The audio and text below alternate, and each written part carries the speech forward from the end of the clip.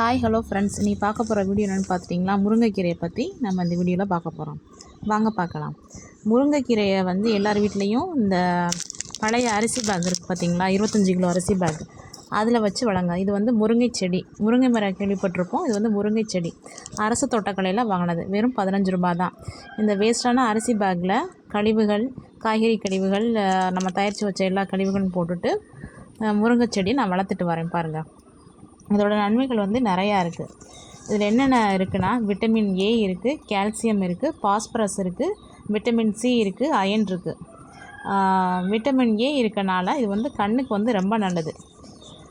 குறிப்பாக சொல்லப்போனால் கேரட்டை விட 3லேருந்து 4 மடங்கு சத்து இதில் ரொம்ப அதிகமாகவே கிடைக்கிது முருங்கைக்கீரையில். ரெண்டாவது பார்த்திங்கன்னா, எலும்பை ரொம்ப வலுவாக வச்சுருக்கு. அதில் என்னென்ன கால்சியம் பாஸ்பரஸும் இருக்கனால எலும்பை ரொம்ப அடர்த்தியாக்குறதுக்கும் முருங்கைக்கீரை உதவி செய்யுது. தேர்டு பார்க்க போனோன்னா, அமினோ அமிலங்கள் அதிகமாக இருக்குது இந்த முருங்கைக்கீரையில். அமினோ அமிலங்கள் அதிகமாக இருக்கனால புரதச்சத்தை நம்ம உடம்புல சீராக செயல்பட உதவியாக உள்ளது. ஃபோர்த்து சொல்ல போனோன்னா, நரம்புகளுக்கு ரொம்ப நல்லது இந்த முருங்கைக்கீரை. நரம்புகள் சீராக செயல்படுறதுக்கு அதிகமாக உதவி பண்ணுது. அவ்வளோதான் ஃப்ரெண்ட்ஸ், இந்த முருங்கைக்கீரையோட நன்மைகள் ரொம்ப ரொம்ப நல்லது.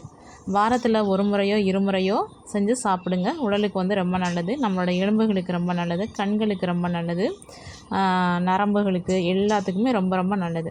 இது பெரியவங்களை பொரியல் செஞ்சு சாப்பிட்லாம். சின்ன குழந்தைங்களுக்கு கொடுக்கும்போது இது சூப்பாக செஞ்சு கொடுங்க. 1 வயசில் உள்ள குழந்தைங்களுக்குன்னா இந்த இலைகள், இதில் உள்ள முருங்கை ஈக்கி இருக்குல்ல, இதுகளெல்லாம் போட்டு பாசிப்பருப்பு, தக்காளி, வெங்காயம், லைட்டாக மஞ்சப்பொடி, உப்பு போட்டு இந்த முருங்கை ஈக்கியை போட்டு சூப்பு வச்சு குழந்தைங்களுக்கு கொடுத்திங்கன்னா அவங்களுக்கு அதிக அளவு இரும்புச்சத்து கிடைக்கும். தினமும் சூப்பு கூட நீங்கள் வச்சு குடிக்கலாம். ரொம்ப ரொம்ப சத்தானது ஒரு பொருள். பாருங்கள், முருங்கைக்கீரை இது வளர்க்குறதுக்கு பெரிய இடம் தேவை கிடையாது. நான் எடுத்திருக்கேன் பாருங்கள். பழைய ஒரு அரிசி பேக்கில் எல்லா கழிவுகளையும் போட்டுட்டு ஒரு குட்டியாக ஒரு முருங்கை செடி வளர்க்குறேன். வெறும் 15 ரூபா தான் அந்த முருங்கை செடி. நீங்களும் உங்கள் வீட்டில் வாங்கி வளங்க ஃப்ரெண்ட்ஸ்.